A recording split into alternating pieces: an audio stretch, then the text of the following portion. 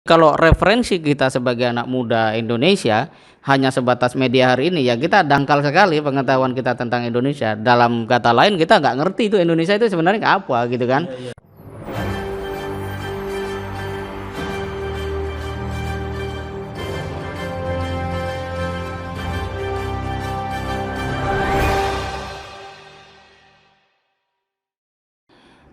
Assalamualaikum warahmatullahi wabarakatuh. Waalaikumsalam warahmatullahi wabarakatuh. Apa kabar pemirsa Naspot Nasional Podcast hari ini? Semoga sehat semua, dan pada hari ini pemirsa semua dalam keadaan sehat walafiat dan dapat menikmati suasana hari ini dengan penuh kebahagiaan dan keindahan dalam suasana hati yang sejuk.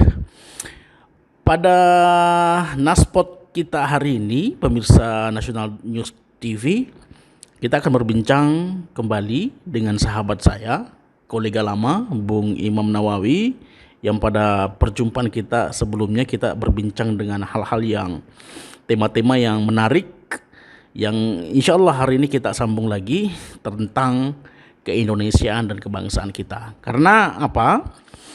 Kami hadir, National News hadir untuk menjadi wadah pencerahan, wadah mendistribusikan kegembiraan sebetulnya bagaimana kita berbangsa dan bernegara dan juga beragama secara happy.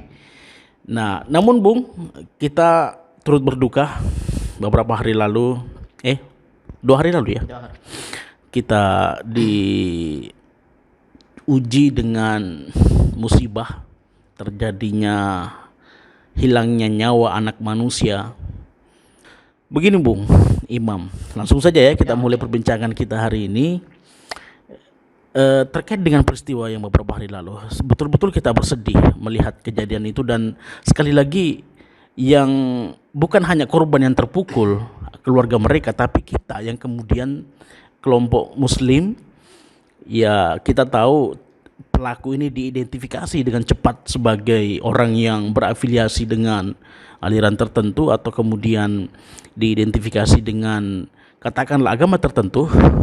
Kita sebagai penganut agama yang selama ini sangat betul-betul menjiwai agama ini sebagai sebuah jalan keselamatan, jalan kegembiraan, jalan kebahagiaan, dan jalan untuk kemudian kita bahagia dalam mengarungi kehidupan ini. Tapi ternyata ada tindakan sebodoh itu. Ini ada apa sebetulnya? Ada gejala apa sebetulnya di Bung Anda melihat? Ya. Jadi bangsa Indonesia ini memang bangsa yang unik ya. Satu sisi ada konstitusi, sisi lain juga masyarakatnya beragama. Tapi dalam konteks tertentu kadang itu semua tidak menjadi satu jiwa gitu ya, menjadi satu guidance bagaimana kita menjalani kehidupan berbangsa dan bernegara. Jadi kalau ada ungkapan memang sewaktu-waktu peradaban di Indonesia ini bisa robek, itu memang salah satunya adalah kejadian-kejadian seperti itu. Tetapi karena memang ini bukan yang pertama kali dan bisa dikatakan cukup sering dulu menyapa beberapa kota di tanah air, ini menjadikan masyarakat menjadi istilahnya itu sudah semakin cerdas di dalam melihat kasus-kasus seperti ini.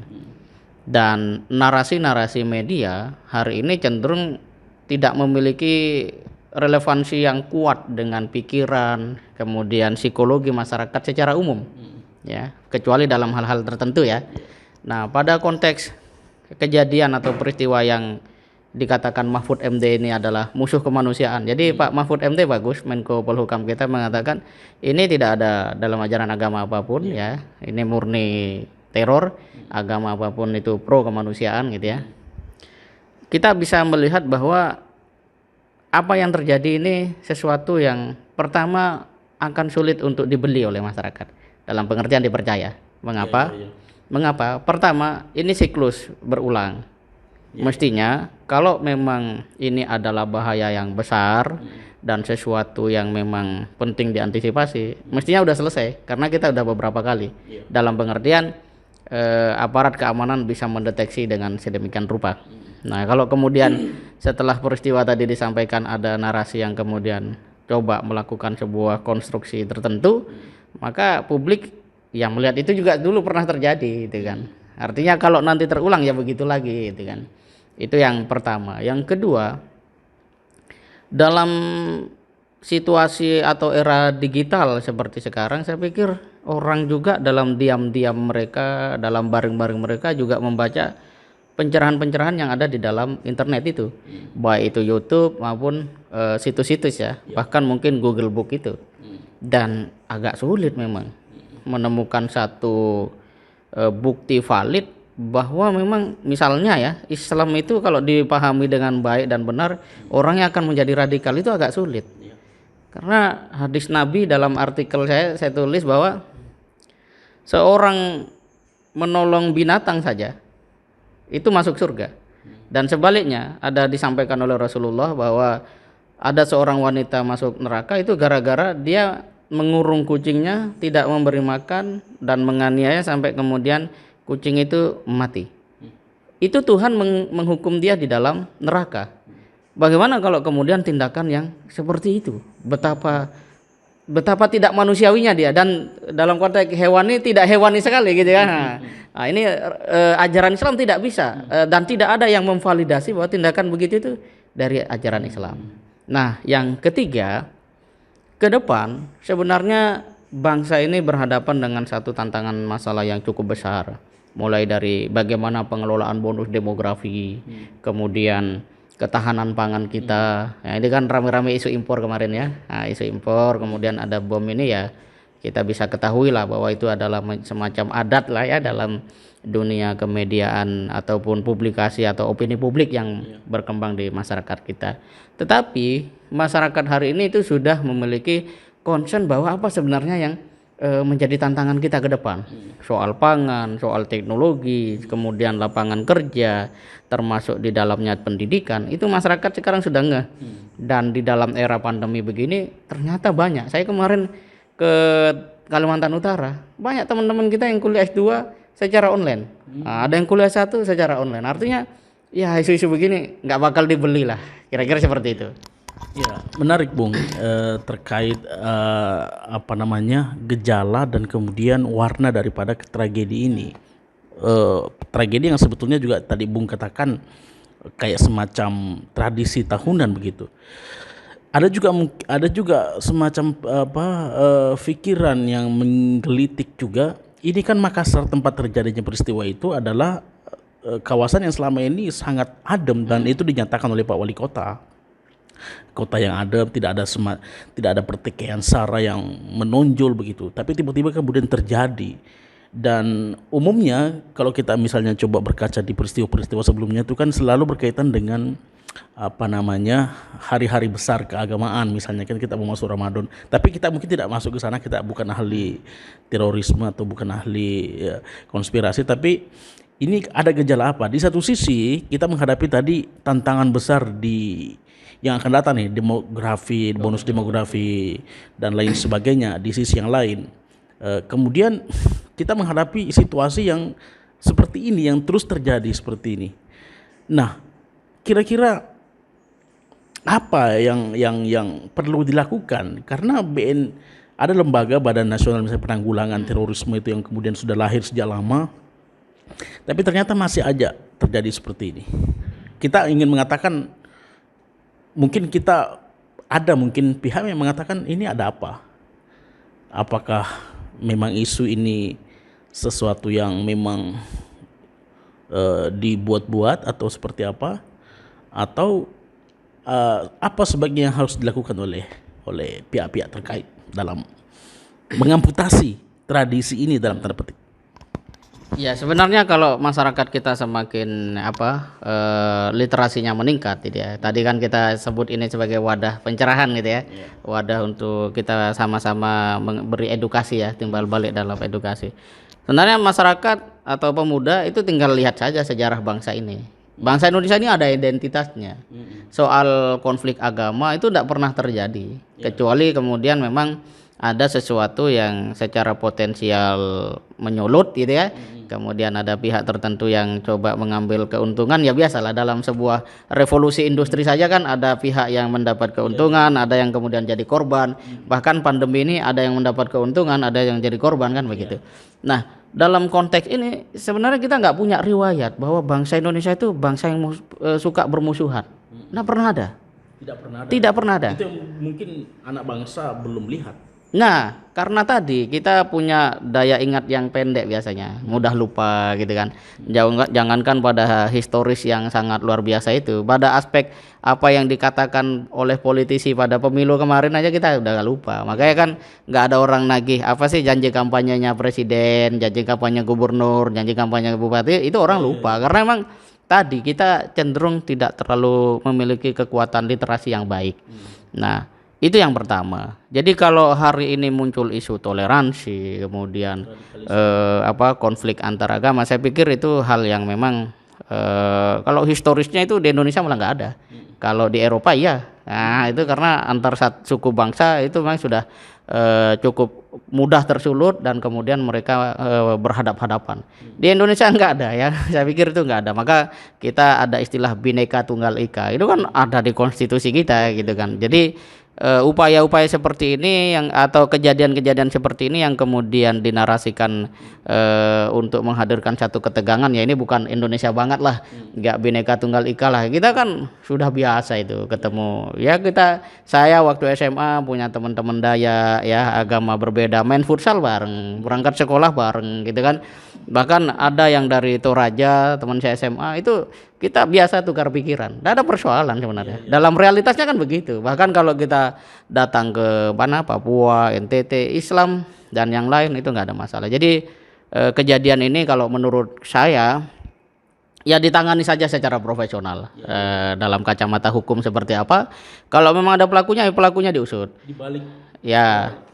Pelakunya diusut. Kalau kalau misalnya ada jaringannya, ya jaringannya diusut kan gitu. Tidak perlu dinarasikan ini ya, yang kemudian secara langsung maupun tidak langsung mengundang stigmatisasi yang sebenarnya secara historis maupun empiris itu tidak relevan dengan nafas hidup rakyat dan bangsa Indonesia itu sendiri. Saya pikir seperti itu. Ya, menarik Bung. Ini kalau kita tarik tadi ke kemudian multikulturalisme atau kebinekaan kita sebagai sebuah bangsa yang tadi sangat kaya perbedaannya, dan ternyata dengan keragaman itu kita tidak punya sejarah gesekan itu tidak ada, bahkan hanya belakangan itu yang muncul.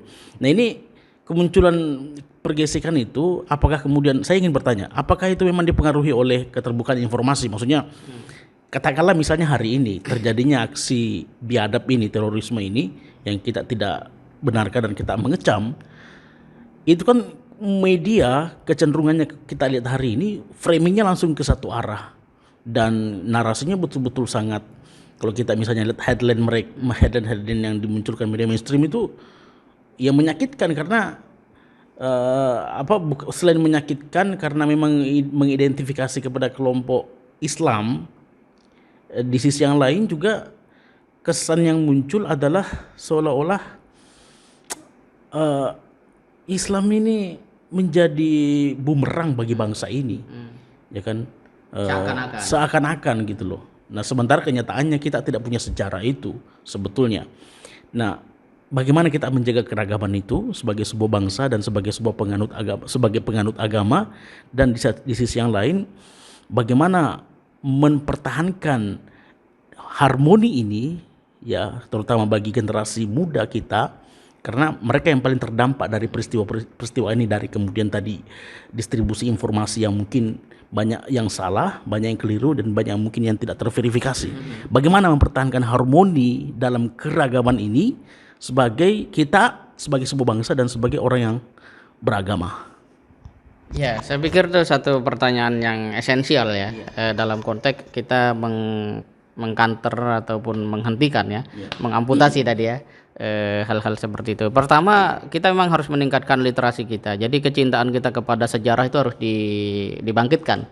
Karena orang yang tidak mengerti sejarah bangsanya, dia tidak akan bisa membangun bangsanya gitu. Kalau kita hari ini melihat Indonesia hanya pada media hari ini, wah itu dangkal sekali. Yang saya maksud ya media hari ini menampilkan sesuatu yang bertolak belakang dari apa yang kita punya tradisi yang tidak ada konflik itu. Mungkin kesimpulan media itu ada gejala radikalisme dan fundamentalisme itu, istilah-istilah yang mungkin kita juga akhirnya terpengaruh dari barat ini. Tapi kalau itu terusan dikemukakan, yang diangkat memang akhirnya tradisi kebangsaan kita yang harmoni itu hilang sama sekali, tergantikan dengan narasi-narasi yang tadi kita ambil dari barat. Itu kan dari barat semua, dan itu kita pengaruhnya juga dari, kalau kata pengamat itu, ini bagian dari pengaruh residu perang dingin. Ya, ya sekarang memang demokrasi juga ada residunya, ya kan. Kemudian kekuasaan juga ada residunya, hampir semua hal lah ada residunya. Tapi secara prinsip untuk kita melihat Indonesia nggak cukup lewat media hari ini, karena saya bisa katakan media hari ini cenderung kehausan, dalam pengertian tidak mampu. Apakah juga partisan?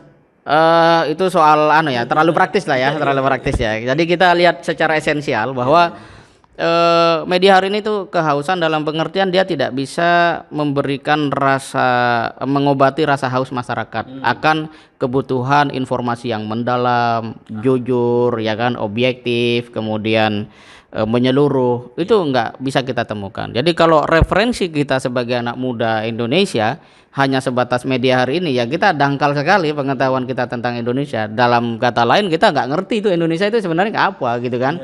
Maka saya sangat sepakat dengan Rocky Gerung yang hampir dalam setiap kesempatan dia menyampaikan sosok-sosok Bung Hatta yang punya pemikiran intelektual peradaban bangsa lewat ekonomi, kemudian Bung Karno, Agus Salim gitu kan. Orang-orang yang memang secara intelektual sangat memadai, dan dalam konteks sangat ketika itu kita terjajah, itu superioritas orang-orang ini sangat luar biasa gitu loh. Nah, ini yang kondisi terjajah waktu itu. Ya, dalam kondisi kita belum merdeka. Kita tertekan tapi bisa. Ya, ada superioritas. Nah, ini yang harus dilakukan oleh anak muda. Maka anak muda harus bangun budaya baca buku lagi. Jangan tergantung ke internet. Internet ini ya dangkal lah ya, dangkal itu. Gak bisa kita menemukan satu naskah yang mendalam di internet, karena pertama ya, kemampuan orang melihat layar dalam waktu cukup panjang itu kan tidak semua orang mampu lah ya, itu yang pertama. Yang kedua, ketika kita melihat bahwa ada potensi bibit radikalisme dan sebagainya, sebenarnya cara pengantisipasian atau penanganannya itu tidak bisa dikerjakan oleh polisi sendiri, baik itu atas nama Badan Nasional Penanggulangan Terorisme ataupun Densus atau bahkan polisi itu sendiri. Tetapi harusnya secara ideal tuh melibatkan semua pihak, mulai dari dai, guru, pesantren, dan semua elemen masyarakat, sehingga proses pencegahan itu yang terjadi. Tidak kemudian ada ribut, ada, tapi bagaimana kita pencegahan? Maka dalam hal ini ulama itu harusnya menjadi mitra pemerintah. Kenapa? Yang mengerti Islam dengan baik dan benar dan bisa mentransformasikan Islam dengan baik dan benar itu ulama gitu lah. Di sini mungkin pemerintah perlu membuka lagi hasanah keilmuan dan peradabannya, bahwa kita butuh dengan ulama. Ulama itu bahkan lebih dari sekedar mitra. Tapi kalau ini ulama muncul dengan menyampaikan Islam sebagaimana yang direpresentasikan oleh Rasulullah, yang lembut, yang ramah gitu kan, saya yakin tidak mungkin itu radikalisme dan seterusnya. Justru sekarang kan kalau kita mau jujur, siapa sih yang mengendalikan moral rakyat Indonesia? Dalam hal ini mayoritas umat Islam, siapa yang mengendalikan moral mereka? Ya para khotib di khutbah Jumat itu, yang selalu memerintahkan untuk beriman, bertakwa, bersyukur. Jadi dalam kondisi apapun bangsa kita ini luar biasa, sabar, ya syukur. Siapa yang bisa mengendalikan itu kalau tidak dalam konteks ini adalah orang-orang yang secara kontributif real, itu adalah para dai, ulama, guru, dan seluruh elemen lainnya. Saya pikir kalau pemerintah melihat ini sebagai sebuah peluang, wah selesai insya Allah. Kayak gitu ya. Insya Allah. Saya agak merasa sejuk sekali tadi ketika Anda menyampaikan libatkan ulama, libatkan tokoh-tokoh agama lah di sini, pesantren dan lain sebagainya. Karena mereka lah yang kemudian tidak lepas daripada bagian yang sangat terintegrasi dari adanya bangsa ini. eh, saya ingin tadi selain ini menutup perbincangan kita, saya ingin masuk tadi ke hal bagaimana kemudian pencerahan generasi muda tidak cukup hanya sebatas membaca informasi di internet. Di sisi yang lain kita melihat fenomena bahwa ini menjadi arus utama baca masyarakat itu ke industri digital. Maka di situ saya kira memang perlu ada semacam kemampuan filteringnya, kemampuan nalar dan kemampuan kritis dalam membaca informasi itu.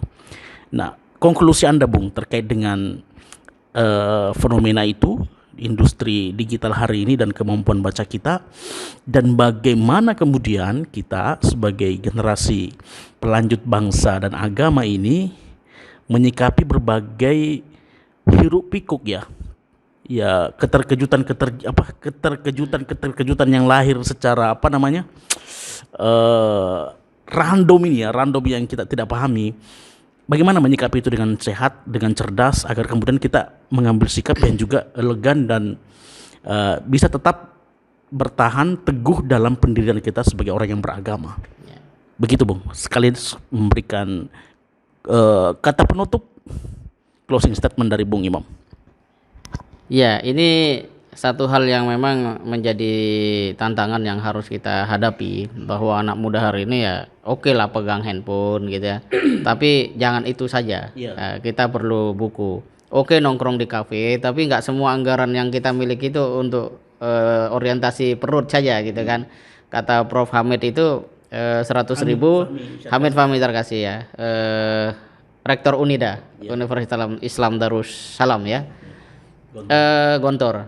Beliau mengatakan bahwa 100.000 hari ini untuk buku terasa mahal, tapi 200.000 untuk ke kafe nongkrong itu tidak terasa ya, ternyata murah sekali gitu kan. Artinya orientasi otak lebih kecil daripada orientasi perut. Nah, kalau anak muda kita hari ini sebatas pada handphonenya, ya memang dangkal pikirannya. Tapi kalau kemudian kita coba membaca buku kembali ya kan, karena apalagi kalau buku dari awal sampai akhir kita bisa tuntaskan, itu juga dengan sendirinya akan menuntun bagaimana kita berpikir secara sistematis ya, rasional. Misalnya kalau dalam konteks bom, mengapa bom terjadi misalnya kan. Yang kedua, mengapa sasarannya selalu katedral atau gereja, mengapa yang dituduh selalu umat Islam. Ini kan satu pertanyaan yang sebenarnya biasa gitu kan. Tapi kalau kemudian kita memiliki kemampuan reasoning tadi ya, penalaran yang baik, kita akan memiliki satu pandangan bahwa tidak mutlak bahwa kemudian ketika itu gereja berarti misalnya dilakukan oleh umat Islam misalnya, atau umat Islam memendam macam-macam lah ya, asumsi-asumsi lain. Karena secara hukum pada kasus-kasus yang sebelumnya itu bisa dicek. Malah yang menarik itu adalah ungkapan dari Thomas Thompson kalau nggak salah aja, Thompson atau apa itu terorisme itu sebenarnya dimungkinkan pada dua hal saja. Pertama adalah orang yang memang menghendaki satu pola gerakan memberontak untuk berkuasa. Yang kedua justru sebaliknya, penguasa yang ingin terus berkuasa sehingga dia menindas, menghalangi, menghambat ya kan, atau menghentikan laju-laju yang memungkinkan terjadinya perubahan dan seterusnya. Itu justru teori dari barat itu sendiri. Nah, siapa tadi namanya? Ada di artikel saya. Secara langsung saya lupa, nanti mungkin bisa di masimamnawawi.com. Ya, di masimamnawawi.com nanti mungkin bisa ditulis di deskripsi nama Bapak itu termasuk kutipannya gitu ya, supaya valid buat pemirsa gitu ya. Supaya valid, dan ini menunjukkan bahwa sebenarnya apa yang terjadi hari ini gitu kan, dalam konteks-konteks seperti itu memang tidak bisa sepenuhnya lepas dari nuansa-nuansa kepentingan ya, nuansa-nuansa tertentu lah. Dan kita sebagai identitas bangsa Indonesia, pernyataan politis ya yang Anda katakan di dalam artikel Anda, bahwa dalam meresapi pernyataan politik mungkin bisa Ya, di sini kalau kita sudah tadi ya terbiasa membaca buku sehingga bisa berpikir sistematis dan bisa melakukan reasoning, pada akhirnya kita juga bisa memahami pernyataan-pernyataan politik. Mana pernyataan-pernyataan politisi yang jujur, pure memang untuk kepentingan rakyat, dan mana pernyataan-pernyataan atau statement di dalam politik yang justru memang memiliki target-target tertentu. Nah, itu. Semakin sering kita membaca, maka akal kita ini akan semakin mudah mendeteksi bahwa oh ini ada muatan yang nggak cocok ini ya misalnya gitu, itu akan terbiasa. Tapi semakin kita tidak sering membaca, maka kita akan menjadi orang yang mudah sekali terkelabui oleh ya informasi pendek, loncat-loncat gitu kan, dan bergantian. Apalagi sekarang kan kalau orang stalking di media sosial tuh ganti-ganti tuh. Lihat apa video udah sampai 1 menit pindah, akhirnya kita nggak punya pemahaman yang utuh. Karena kita terus ingin pindah, pada akhirnya waktu yang bergulir kita manfaatkan itu nggak memberi efek apapun, manfaat apapun. Dan terakhir mungkin kita bisa terapkan di sini juga pesannya salah satu gubernur ya DKI Jakarta, bahwa hari ini kita ini minat bacanya tinggi, baca HP dari pagi ketemu pagi, no way, no problem, itu tidak ada masalah. Tapi begitu membaca buku, ketemu buku itu ngantuk. Ini artinya seperti orang yang tidak pernah olahraga ya, ketemu orang pakai sepatu mau lari itu dia sudah sesak nafas duluan gitu kan. Nah, belum dirinya yang berlari itu kan. Nah, kenapa? Bukan karena ototnya tidak kuat, tapi tadi tidak dilatih otot itu. Nah, sama juga dengan pikiran. Maka sebagai bangsa yang besar, kita memang harus kembali kepada kekuatan literasi kita. Kalau dalam Islam itu ada Iqra bismi rabbik. Jadi harus membaca, memang membaca buku ya, bukan membaca internet dan seterusnya. Bisa membaca internet tapi itu asupan lah ya, seperti orang makan vitamin lah gitu, atau makan buah gitu ya. Tapi makanan pokoknya itu ada di dalam buku. Itu melatih olah pikir ya. Ya, karena buku akan melatih kita bagaimana berpikir, dan setelah kita baca buku ya diskusi. Ya seperti kita ini kan bisa diskusi karena ada yang kita baca, ada yang kita amati, dan ya kita sharing gitu. Nah, saya pikir inilah yang harus dilakukan oleh anak-anak muda sehingga tidak terjebak pada kedangkalan informasi yang boleh jadi banyak orang itu tertipu oleh itu semuanya. Alhamdulillah, perbincangan yang sangat menarik. Namun kita karena dibatasi waktu, dan saya yakin juga kecenderungan penonton YouTube itu tidak lebih dari 20 menit itu udah maksimal. Tapi karena ini perbincangan berisi daging semua, saya kira pemirsa akan menonton sampai selesai. Baik teman-teman semua, pemirsa National News TV atau Naspot National Podcast, kita sudahi perbincangan kita pada kesempatan ini. Ikuti terus channel ini, jangan lupa like, komen, dan subscribe. Jangan lupa like, komen, dan subscribe. Assalamualaikum warahmatullahi wabarakatuh. Sampai jumpa.